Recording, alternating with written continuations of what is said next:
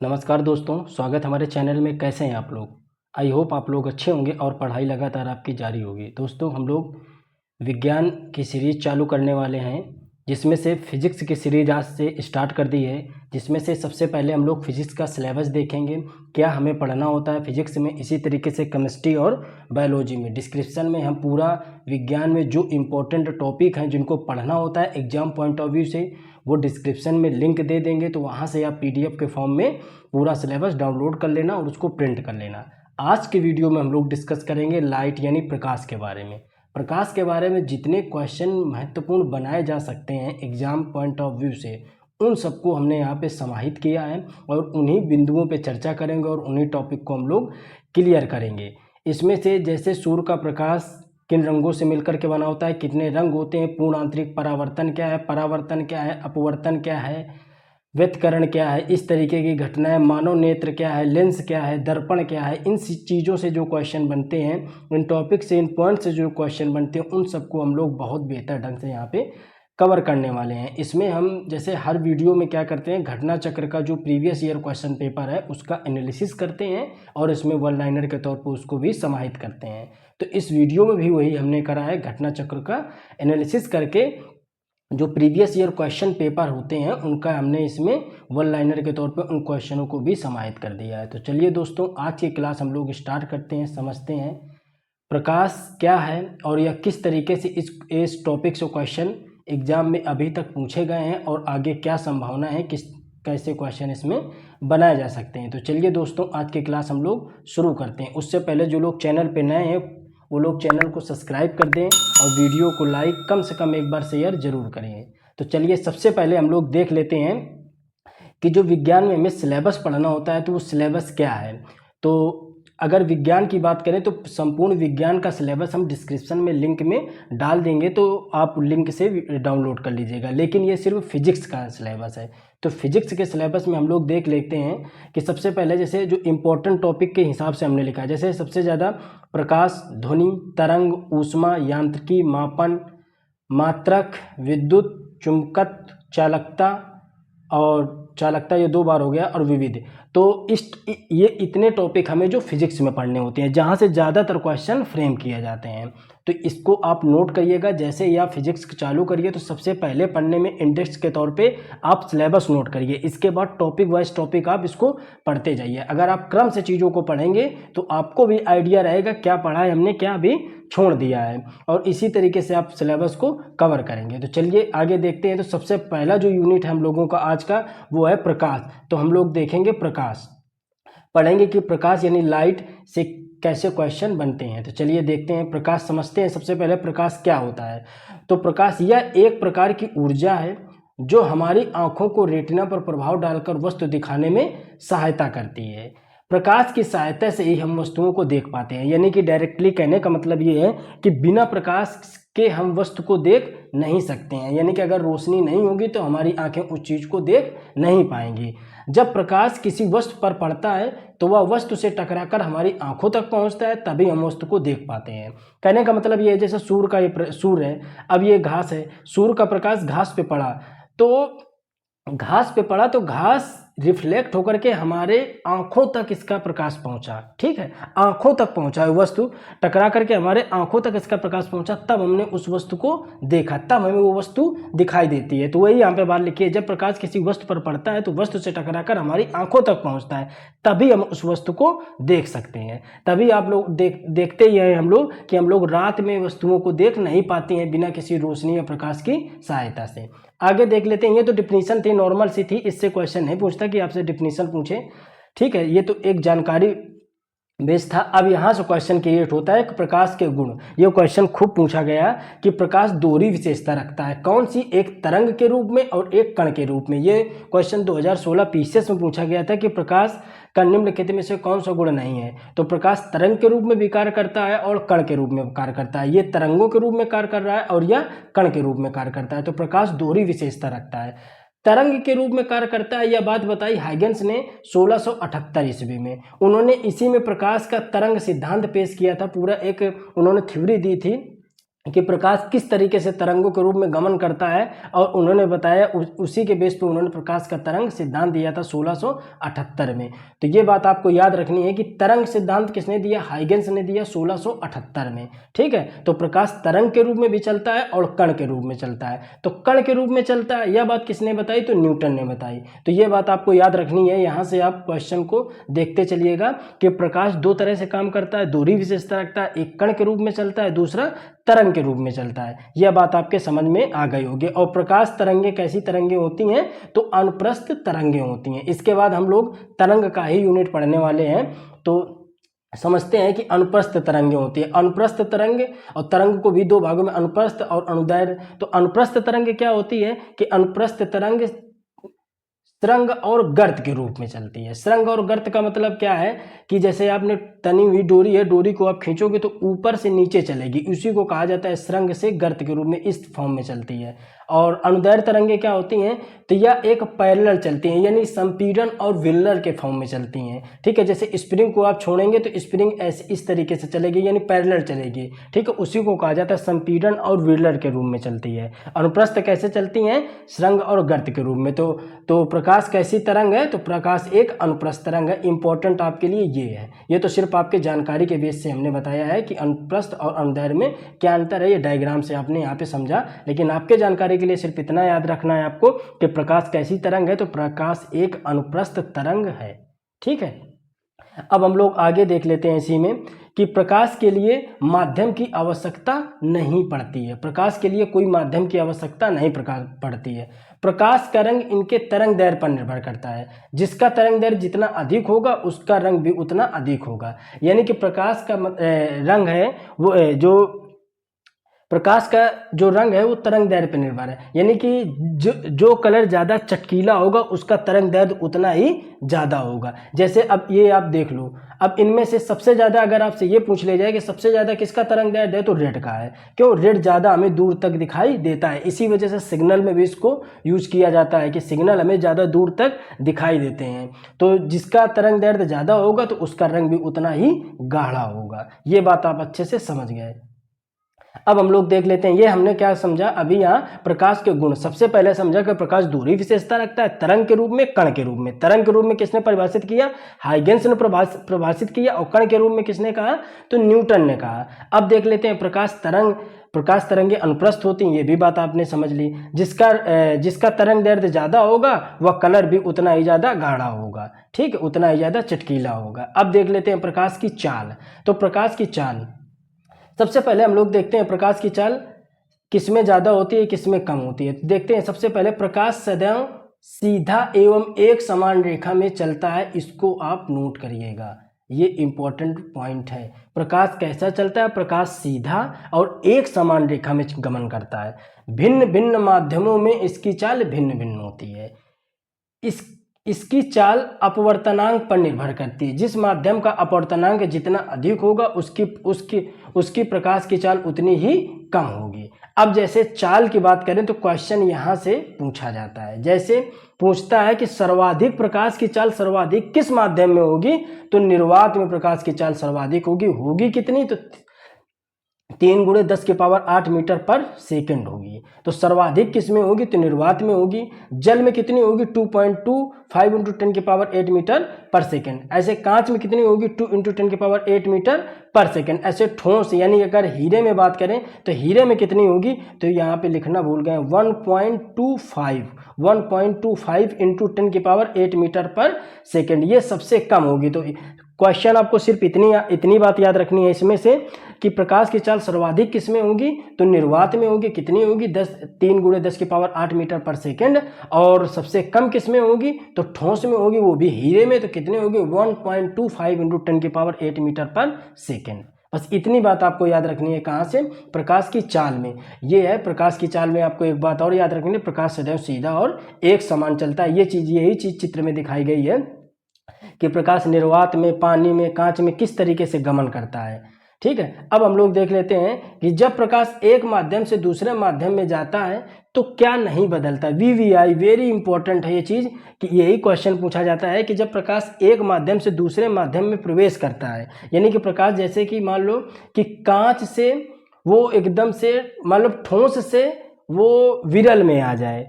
मान लो क्या करें कि जैसे कि कांच है, कांच से उसको एकदम से पानी में डुबा दिया जाए या फिर पानी से उसको हवा में निकाल दिया जाए, ठीक है, इस तरीके से। तो यानी कि ठोस से विरल या विरल से सघन माध्यम में उसको डाला जाए तो प्रकाश की चाल में क्या अंतर होगा, कौन कौन सी चीज़ें बदलती हैं। तो ये बात समझ लो कि जब प्रकाश एक माध्यम से दूसरे माध्यम में प्रवेश करता है तो तरंग दैर्ध्य, वेग, उसी को गति कहते हैं, अपवर्तनांक, ये बदलता है। तो क्या नहीं बदलता, तो आवृत्ति नहीं बदलती है। इस बात को आप नोट करना, इसको VVI लिखना। क्वेश्चन यहाँ से भी बनता है कि प्रकाश जब एक माध्यम से दूसरे माध्यम में गमन करता है या प्रवेश करता है तो क्या नहीं बदलता, तो उसकी आवृत्ति और समय काल, ठीक है, तो आवृत्ति और समय काल उसका नहीं बदलता है। इसके अलावा तरंग दैर्ध्य, वेग और अपवर्तनांक बदल जाता है। ये बात आप इसको अच्छे से नोट करिएगा। अब आगे देख लेते हैं। प्रकाश सघन से विरल जाता है तब वो अविलंब से दूर हटेगा, ठीक है, वो अविलंब से दूर हटेगा। अगर प्रकाश विरल से सघन में जाता है तो अविलंब की ओर झुकेगा, ठीक है, सघन से विरल में जाएगा तो अविलंब से दूर हटेगा और विरल से सघन में जाएगा तो अविलंब की ओर झुकेगा। इस बात को भी आपको याद रखना है। अब हम लोग आगे देख लेते हैं सूर्य के प्रकाश का रंग कैसे निर्धारित होता है, ठीक है, सूर्य के प्रकाश के रंगों की क्या विशेषता है। तो आप लोग जानते ही हैं कि इंद्रधनुष में 7 रंग होते हैं। इस तरीके से ये 7 रंग दिखाए जाते हैं। तो 7 रंग होते हैं टोटल प्रकाश में। अगर इसी से पूछ ले जाता है कि प्राथमिक रंग कौन कौन से होते हैं, तो आपको एक ट्रिक याद करनी है, नहला, यानी नीला, हरा और लाल, ये प्राथमिक रंग होते हैं। ये क्वेश्चन पूछा जाता है कई बार कि प्राथमिक रंग कौन कौन से होते हैं, तो नीला, हरा और लाल होते हैं। 3 प्राथमिक रंग होते हैं। और वैसे सूर्य के प्रकाश में रंग कितने होते हैं, तो 7 रंग होते हैं, ठीक है। वही इंद्रधनुष में वही आपको 7 रंग देखने को मिलते हैं। वही पूछा भी जाता है कि इंद्रधनुष में कितने रंग होते हैं, तो 7 रंग होते हैं। और प्राथमिक रंग कितने होते हैं, 3। तो ये बात आपके समझ में आ गई होगी। अब उन प्राथमिक रंगों में कौन कौन से रंग होते हैं ये आपको समझना है। तो उन प्राथमिक रंगों में आपको 7 रंग आपके होते हैं। तो पहला बैंगनी, नीला, आसमानी, हरा, पीला, नारंगी और लाल, ये 7 रंग होते हैं। इन 7 रंगों की अपनी एक विशेषता है, इन्हीं से क्वेश्चन पूछा जाता है। जैसे इनको ट्रिक से आप याद कर लेना, या तो विवगोर याद कर लेना या फिर आप याद कर लेना बैनी, आहापी, नाला। वही यहाँ पे ट्रिक इस्तेमाल करी गई है कि आप देखेंगे यहाँ पे हमने उन्हीं चीज़ों को समराइज किया है। ये देखिए बैनी, आहापी, नाला। तो बैनी, आहापी, नाला का मतलब है बैनी, आहापी, नाला, ठीक है, इस तरीके से हमने लिखा है। तो जो बैंगनी रंग है, हमने आपको क्या बात बताई, ऊपर ये बात बताई कि जिसकी तरंग दैर्ध्य जितनी ज़्यादा होगी उस प्रकाश का रंग उतना ही गाढ़ा होगा। ये बात आप अच्छे से दिमाग में सेट करिए पहले। तो अगर ये कलर दिए हैं तो अब आपसे पूछा जाए कि सर्वाधिक तरंग दैर्ध्य किसका होगा, तो तुरंत आप बताएंगे सर लाल का तरंग दैर्ध्य सर्वाधिक होगा। क्यों? क्योंकि लाल हमें ज़्यादा गाढ़ा दिखाई देता है, यानी इसका ये मतलब है कि तरंग दैर्ध्य इसका सबसे ज़्यादा होता है। फिर पूछ लें कि अच्छा आसमानी का, तो आसमानी का तरंग दैर्ध्य बैंगनी से भी कम होता है। सबसे कम तरंग दैर्ध्य किसका होता है, देखिए यहाँ पे हमने बैंगनी लिख रखा है, तो बैंगनी का तरंग दैर्ध्य सबसे कम होता है। इसकी आवृत्ति ज़्यादा होती है और ऊर्जा भी सबसे ज़्यादा होती है। तो सबसे कम तरंग दैर्ध्य किसका होता है, तो बैंगनी रंग का। सबसे अधिक तरंग दैर्ध्य किसकी होती है, तो लाल रंग की। लाल रंग की तरंग दैर्ध्य सबसे ज़्यादा होती है, लेकिन आवृत्ति कम होती है, ऊर्जा कम होती है और प्रकीर्णन भी कम होता है। प्रकीर्णन कम होना का क्या मतलब है कि जब सूर्य के प्रकाश में 7 रंग निकलते हैं, सुबह के टाइम आप देखेंगे और शाम के टाइम देखेंगे तो 7 रंग आपको दिखाई देंगे, लेकिन वो प्रकीर्णन के हिसाब से दिखाई देंगे, अपनी तरंग दैर्ध्यता के हिसाब से दिखाई देंगे। जैसे कि बैंगनी रंग की तरंग दैर्ध्य कम है तो वो ज़्यादा फैला दिखाई देता है, वो इतना फैल जाता है कि वो रंग में हल्का दिखाई देता है। अब क्या है कि लाल रंग की प्रकीर्णन क्षमता कम होती है, इसकी तरंग दैर्ध्य ज़्यादा होने की वजह से ये इतना गाढ़ा होता है कि इतना फैल नहीं पाता, इस वजह से वो हमें चटकीला दिखाई देता रहता है। ठीक है, तो ये बात आपके समझ में आ गई। आपको सिर्फ ये बात याद रखनी है, जो किनारे हमने ये पॉइंट लिख रखे हैं, ठीक है, इतना ही आपको याद रखना है कि तरंग दैर्ध्य सबसे ज्यादा किसकी होगी, लाल की। सबसे कम किसकी होगी, बैंगनी की। आवृत्ति सबसे ज्यादा किसकी होगी, लाल की। सबसे कम किसकी होगी, आवृत्ति सबसे कम किसकी होगी, लाल की, और सबसे ज्यादा किसकी होगी, बैंगनी की। ये ऊपर एरो बने हैं, उसी हिसाब से आपको समझना है। हरा और पीला दो ऐसे रंग हैं जो आंखों के लिए सबसे ज़्यादा सुग्राही हैं, यानी सुटेबल हैं, जिनको आंख अच्छे से देख पाती हैं, ठीक है, जिनसे आंख सहज हो पाती हैं, उनको देखने में उनको सहजता महसूस होती है, कोई दिक्कत किसी तरीके की समस्या नहीं होती है। तो कौन से कलर हैं? हरा और पीला, ठीक है। तो आंखों के लिए सुग्राही कलर कौन से हैं? हरा और पीला। प्राथमिक कलर कौन से हैं? तो ऊपर एक ट्रिक बताई, नहला, नीला, हरा और लाल, नीला, हरा और लाल, ये कौन से हैं? प्राथमिक रंग हैं। टोटल कितने रंग हैं इंद्रधनुष में या सूर्य के प्रकाश में? 7 रंग हैं। कौन से? बैगनी, आहापी, नाला, ये ट्रिक याद रखिएगा, बैगनी, नीला, आसमानी, लाल, हरा, पीला और लाल, ठीक है। इस तरीके से ट्रिक है, तो आप इसको अच्छे से याद कर लेंगे। अब देख लेते हैं प्रमुख घटनाएं कौन कौन सी होती हैं जो प्रकाश संबंधी चैप्टर से पूछी जाती हैं। देखिए, प्रकाश यूनिट में जितना इम्पोर्टेंट पॉइंट्स हैं वो सब हमने यहाँ पे समराइज किया है। आपको ये पढ़ने के बाद लगभग अब 90% क्वेश्चन आप आसानी से हल कर लेंगे। परेशान मत होइए, आप ये यूनिट पूरी अच्छे से पढ़ लीजिए, नोट्स बना लीजिए, इसके बाद आप कहीं से भी आप इसको हल करके देख लीजिएगा कि कंटेंट आपके हिसाब का है या नहीं है, ठीक है। अब देख लेते हैं प्रमुख घटनाएं। प्रमुख घटनाओं में क्या है कि पूछता है पूर्ण आंतरिक परावर्तन में कौन कौन सी घटनाएं आती हैं। ये डायरेक्ट घटना देता है, पूछता है निम्नलिखित में कौन सी घटना पूर्ण आंतरिक परावर्तन से संबंधित है। तो हीरे का चमकना, रेगिस्तान में मारीचिका का बनना। मतलब मारीचिका का क्या मतलब होता है? मारीचिका का मतलब ये होता है कि जैसे रेगिस्तान में आप जा रहे हैं तो आपको ये लगेगा, आप दूर तक देखेंगे तो आपको लगेगा कि जैसे पानी भरा हुआ है, ठीक है, ऊपर वो चमकीली सतह दिखाई देगी, उसी को कहते हैं रेगिस्तान में मारीचिका, ठीक है। तो इसका बनना, कांच का चमकीला भाग चटका दिखाई देना। जब कांच टूट जाता है तो उसका जो चटका हुआ भाग है वो अधिक चमकीला दिखाई देता है, वो भी पूर्ण आंतरिक परावर्तन का उदाहरण है। पानी में पड़ी परख नली का चमकीला दिखाई देना, पानी में चमकते बुलबुले का दिखाई देना, ये कौन सी क्रिया है? तो पूर्ण आंतरिक परावर्तन क्रिया है। कौन सी क्रिया है? पूर्ण आंतरिक परावर्तन। पानी में चमकते बुलबुले का दिखाई देना कौन सी क्रिया है? पूर्ण आंतरिक परावर्तन। लेकिन पानी की बूंदों का गोल होना कौन सी क्रिया है? पानी की बूंदों का गोल होना कौन सी क्रिया है? किसके कारण होता है? तो आप याद रखिएगा, पृष्ठ तनाव के कारण। ये पॉइंट भी यहाँ चाहो तो आप लिख लेना कि पानी के बूंदों का गोल होना कौन सी प्रक्रिया है? तो पृष्ठ तनाव, ठीक है, पृष्ठ तनाव के कारण होते हैं। अब देख लें प्रकाश के प्रकीर्णन से कौन कौन से उदाहरण आप अभी तक एग्जाम में पूछे गए हैं। ये सब प्रीवियस ईयर क्वेश्चन पेपर के ही क्वेश्चन हैं।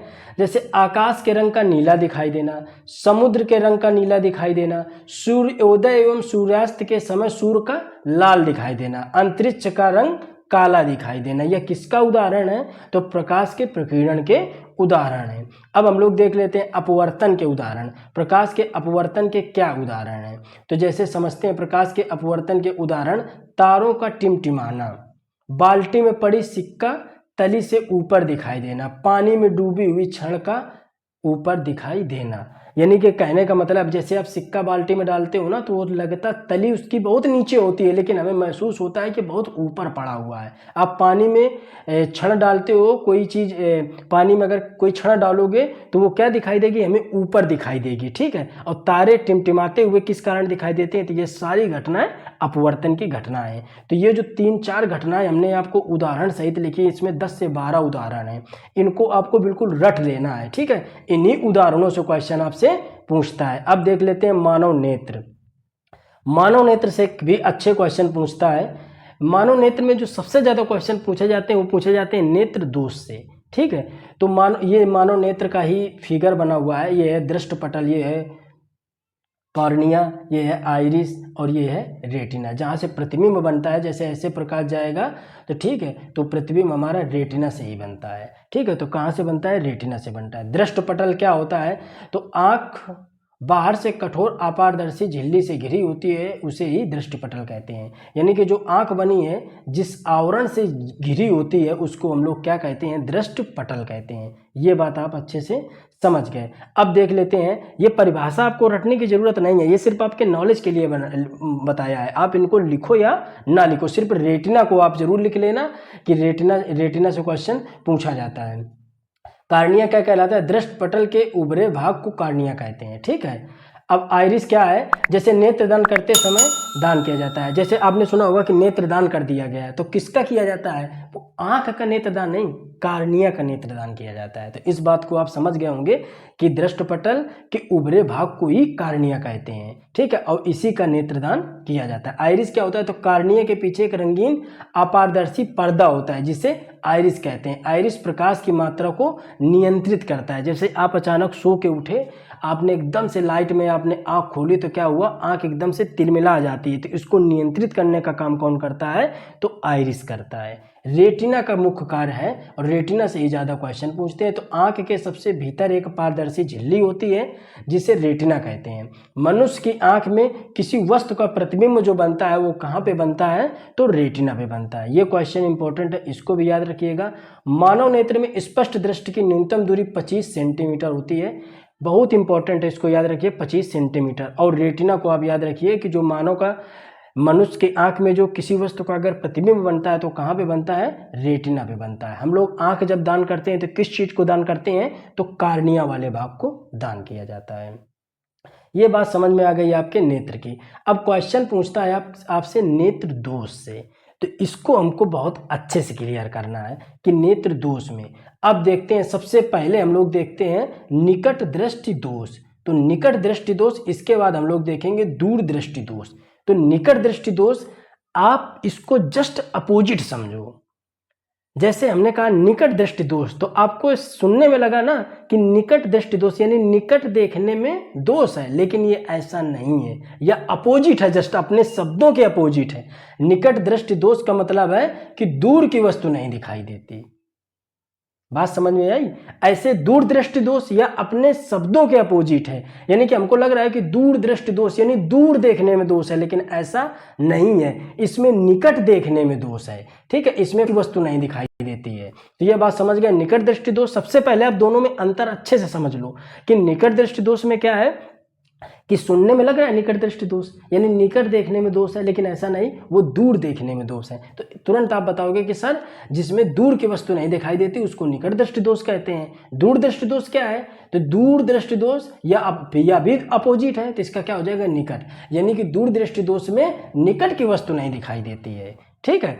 अब देखते हैं इसमें क्या होता है कि जैसे निकट दृष्टि दोष में कि रेटिना के पीछे चित्र बनने लगता है, इस वजह से नहीं दिखाई देता, और ऐसे दूर दृष्टि दोष में है कि चित्र रेटिना के आगे बनने लगता है, तो इसमें लेंस यूज करे जाते हैं, ठीक है। तो इसमें जो लेंस का प्रयोग किया जाता है उन्हीं के कारण हमें वस्तुएं अपनी जगह पे दिखाई देती हैं, एग्जैक्ट जगह पे दिखाई देती हैं। जैसे निकट दृष्टि दोष में क्या है कि हम लोग अवतल लेंस का प्रयोग करते हैं। अब इसको याद कैसे रखोगे, तो इन दोनों को सबसे पहले तो आपने याद कर लिया निकट दृष्टि दोष, तो आपने तुरंत समझा कि सर ने बताया था कि निकट दृष्टि दोष यानी कि निकट में दोष यानी कि ये अपने को अपोजिट होगा, तो यानी दूर की वस्तु हमें नहीं दिखाई देगी। ये एग्जाम में बहुत पूछा जाता है, इसमें बहुत सस्पेंस होता है, इस वजह से इसको अच्छे से बार बार समझा रहे हैं, इसको आप अच्छे से याद कर लेना। अब दूर दृष्टि दोष यानी कि शब्द से लग रहा है कि दूर दृष्टि दोष यानी दूर देखने में दोष, लेकिन यह भी अपोजिट है, तो यानी कि इसमें कहोगे कि सर पास देखने में दोष है, यानी कि इसमें पास की वस्तुएं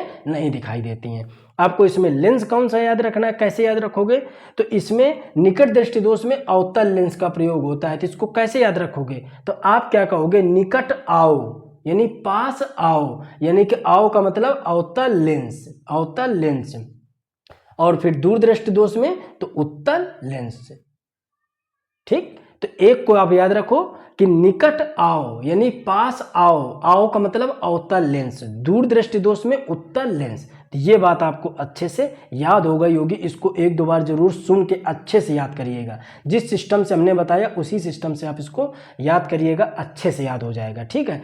अब देख लेते हैं हम लोग दर्पण। दर्पण क्या होता है, ठीक है। तो कांच के दूसरे सतह पर जब सिल्वर या अन्य विधि के द्वारा उसको लेप से बंद कर दिया जाता है तो वह कांच दर्पण कहलाने लगता है, जिसमें हम लोग फेस देखते हैं। आप दर्पण को देखोगे खोल करके तो पीछे किसी न किसी चीज़ की उसमें पॉलिश होती है। आप दर्पण देखिए उठा करके, पीछे उसमें पॉलिश होती है। वही बात यहाँ पे कही गई है कि या तो वह पॉलिश सिल्वर की होगी या अन्य विधि से किसी चीज़ का उसमें लेप कर दिया जाता है, ठीक है। तो उसमें हम लोग फेस देखते हैं, तो वो कहलाता है दर्पण। अब दर्पण से भी क्वेश्चन आते हैं कि दर्पण कितने प्रकार का होता है, बहुत इंपॉर्टेंट टॉपिक है। आप समझते हैं हम लोग दर्पण कि दर्पण से कैसे क्वेश्चन पूछता है। सबसे पहले देखते हैं दर्पण दो प्रकार का होता है। दो प्रकार का कौन कौन सा होता है? एक होता है समतल दर्पण, एक होता है गोली दर्पण। ठीक, तो समतल दर्पण और गोली दर्पण। गोली दर्पण के दो भाग होते हैं, एक होता है उत्तल दर्पण, एक होता है अवतल दर्पण। वहां हमने लेंस बताया था, उत्तल लेंस और अवतल लेंस। यहाँ पे दर्पण की बात है, दोनों में अंतर है। ठीक है, अब देख लेते हैं हम लोग कि समतल दर्पण क्या होता है। तो इसमें प्रतिबिंब आभासी, काल्पनिक और अवास्तविक बनता है। ठीक है, जिसमें हम अपना चेहरा देखते हैं वो होता है समतल दर्पण। क्वेश्चन आप ये इंपॉर्टेंट है, इसमें पार्श्व उत्क्रम होता है। पार्श्व उत्क्रम का मतलब ये है कि जब आप समतल दर्पण के सामने खड़े होंगे तो आप दायां हाथ उठाएंगे तो आपको शीशे में बायां हाथ उठा हुआ दिखाई देगा, बाएं दिशा का उठा हुआ दिखाई देगा। ठीक है, तो ये क्रिया होती है पार्श्व उत्क्रम की। ठीक है, आप देखेंगे तो आप उठाएंगे दाएं साइड से, लेकिन उठा हुआ उसमें बाएं साइड का दिखाई देगा। ठीक है, तो यही क्रिया होती है पार्श्व उत्क्रम। अब देख लेते हैं हम लोग गोली दर्पण। गोली दर्पण से अच्छे क्वेश्चन पूछता है कि अवतल दर्पण और उत्तल दर्पण। अवतल दर्पण और उत्तल दर्पण के इनके उदाहरण बहुत पूछता है, तो हमें उदाहरण से ही क्वेश्चनों को डील करना है। जैसे दाढ़ी बनाने में जो प्रयोग होता है वो अवतल दर्पण है। जैसे जब हम लोग दाढ़ी शेविंग कराने जाते हैं, जो दर्पण का इस्तेमाल किया जाता है वो कौन सा है? अवतल दर्पण है। टार्चों में प्रयोग किया जाता है, जो हम लोग घर में टार्च का इस्तेमाल करते हैं तो वो कौन सा होता है? अवतल दर्पण। गाड़ियों की हेडलाइट में इसी का प्रयोग किया जाता है। दांत, नाक, कान, गला परीक्षण वाले जो डॉक्टर होते हैं वो लोग भी उसको बड़ा देखने के लिए किस दर्पण का इस्तेमाल करते हैं? अवतल दर्पण का। ठीक है, इसमें जो प्रतिबिंब बनता है आभासी वास्तविक दोनों हो सकते हैं, लेकिन आपको याद क्या करना है कि इसमें प्रतिबिंब मुख्यतः कैसा बनता है? बड़ा। अब देखो ये भी आपको हम बताएंगे कि इसको याद कैसे करोगे। ठीक है, अब जैसे उत्तल दर्पण, आपको ये उदाहरण याद करने, उदाहरण ही डायरेक्ट पूछता है। तो अवतल दर्पण के उदाहरण दाढ़ी बनाने के प्रयोग में, टार्चों में और गाड़ियों के हेडलाइट में, दांत, नाक, कान, गला के जो डॉक्टर होते हैं वो अपने परीक्षण में इसका प्रयोग करते हैं। अब इसके उदाहरण देख लेते हैं। गाड़ियों में जो साइड मिरर लगा होता है वो उत्तल दर्पण होता है।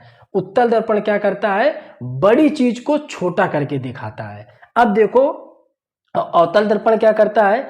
या जैसे दांत, नाक, कान, गला वाले जो डॉक्टर होते हैं जब लगा करके देखते हैं, दांत को आपको देखते हैं तो दांत तो आपको छोटा सा होता है, लेकिन जब वो देखते हैं मिरर पे तो बड़ा सा दिखाई देता है। यानी कि अवतल दर्पण का काम क्या है? छोटी चीज को बड़ा करके दिखाना। ठीक, जैसे टार्च में हम लोग, टार्च में छोटी सी टार्च होती है ना, जब उसकी रोशनी निकलती है तो कितनी बड़ी निकलती है, तो वही चीज है ना, छोटी चीज से बड़ा करना। जैसे गाड़ियों की हेडलाइट में छोटी सी हेडलाइट लगी होती है, लेकिन रोशनी कितनी बड़ी होती है, विस्तृत रूप में होती है। तो अवतल दर्पण बड़ी चीज को, छोटी चीज को बड़ा करके दिखाता है, और उत्तल दर्पण बड़ी चीज को छोटा करके दिखाता है। ठीक, जैसे गाड़ियों में साइड शीशे के रूप में इसका प्रयोग किया जाता है। तो ट्रक पीछे जो बगल में शीशा लगा होता है गाड़ियों के, तो ट्रक कितना बड़ा पीछे होता है और हमें शीशे में छोटा सा पिद्दू सा दिखाई देता है। तो ये होता है उत्तल दर्पण की विशेषता। ठीक है, इसमें जो प्रतिबिंब बनता है ये इसमें कैसा? आभासी प्रतिबिंब, लेकिन इसमें आभासी और वास्तविक दोनों प्रतिबिंब बनते हैं। मुख्य बात यह है कि आपसे क्वेश्चन यहाँ पूछेगा क्या, कि ये पूछता है कि जो इसमें प्रतिबिंब अवतल दर्पण में बनता है वो कैसा बनता है? बड़ा बनता है, और जो उत्तल दर्पण में बनता है वो कैसा बनता है? छोटा बनता है। तो इसको याद कैसे करोगे? तो देखो अवतल दर्पण, अवतल दर्पण, तो अवतल हम लोग अवतल लिखते हैं तो अवतल में कितने अक्षर हैं? ज़्यादा अक्षर हैं। और उत्तल लिखते हैं, उत्तल में कितने अक्षर हैं? कम अक्षर हैं। तो उत्तल छोटा है तो छोटा प्रतिबिंब बनेगा, अवतल बड़ा है तो क्या? बड़ा प्रतिबिंब बनेगा। तो कैमरे में जो प्रयोग किया जाता है लेंस, वो कौन सा होता है? उत्तल लेंस होता है। प्रोजेक्टर में जो लेंस प्रयोग किया जाता है वो कौन सा होता है? उत्तल लेंस होता है। VVI, यही आप लोग याद रखिएगा। अच्छा, जो हम लोग पढ़ने में इस्तेमाल करते हैं तो कौन से लेंस का इस्तेमाल किया जाता है? कमेंट में बताइएगा जरा कि जो हम लोग पढ़ने में इस्तेमाल करते हैं तो कौन से लेंस का इस्तेमाल किया जाता है, तो इसको आप कमेंट करके बताइएगा। तो ये शायद आपके अच्छे से बात समझ में आ गई होगी कि ये जो दर्पण, लेंस, ठीक है। और ये जो लाइट से संबंधित सारे जो क्वेश्चन थे वो यहाँ पे अच्छे से हमने इस टॉपिक को डायग्राम के द्वारा अच्छे से कवर कर दिया। ये जो जितना बताया है आपको, जितनी भी घटनाएं हमने आपको बताई हैं, चाहे वो पूर्ण आंतरिक परावर्तन हो, प्रकीर्णन हो या अपवर्तन हो, ये लगभग 10-12 घटनाएं हैं, इनको आपको अच्छे से रट लेना है। इन्हीं से क्वेश्चन पूछेगा। हमने इस टॉपिक में उन्हीं चीज़ों को समराइज करा है जहाँ से क्वेश्चन फ्रेम होता है। आपको बहुत ज़्यादा डाटा याद करने की ज़रूरत नहीं है। आप कितना प्रकाश को पढ़ना चाहोगे तो 10-15 पन्ने का है, तो अब यहाँ पे 3 पन्ने में चैप्टर समाप्त है। सारी चीज़ें इसमें समाहित है। आप इसको नोट्स बनाइए, इत्मीनान से 1-2 बार इसको पढ़िए, इसके बाद आप पेपर हल करिए, देखिए सारे क्वेश्चन आप आसानी से कर लेंगे। आप धैर्यता से चीज़ों को देखिए, पहले उनको समझिए और फिर क्वेश्चन को अटेम्प्ट करिए। तो चलिए दोस्तों, आज की क्लास यहीं कंप्लीट होती है। तो जो हमने आपको बताया कि इस सिलेबस के हिसाब से ही हम टॉपिक को क्लियर कर रहे हैं। पहले पढ़ाया प्रकाश, अब अगला जो वीडियो होगा फिजिक्स सीरीज में वो होगा ध्वनि का, फिर इसके बाद होगा तरंग का। इसी हिसाब से हम आपका ये यूनिट कंप्लीट करेंगे, ठीक है। और बायोलॉजी में भी ऐसे ही आपको सिलेबस देंगे, इसके बाद उनकी क्लासों को हम बताएंगे। अब पूरा सिलेबस आप देखने के लिए क्या करेंगे, कमेंट में जाएंगे या आप डिस्क्रिप्शन में जाएंगे। डिस्क्रिप्शन में आप वहाँ पे सिलेबस का हम लिंक डाल देंगे पीडीएफ का, तो वहाँ से आप पीडीएफ जा करके डाउनलोड कर लीजिएगा और उसको अच्छे से आप प्रिंट करके आप उसको चिपका लीजिए, अपने पास रख लीजिए, जिससे आप सिलेबस के अकॉर्डिंग तैयारी अपनी करें, ठीक है। तो दोस्तों मिलते हैं हम लोग अपने अगले वीडियो में। अगर वीडियो अच्छा लगा है तो कम से कम एक बार इसको शेयर ज़रूर करिए, प्लीज़ एक बार शेयर करिए, वीडियो को लाइक करिए। जो लोग नए हैं वो लोग चैनल को सब्सक्राइब जरूर करें। Thank you. जय हिंद, जय भारत।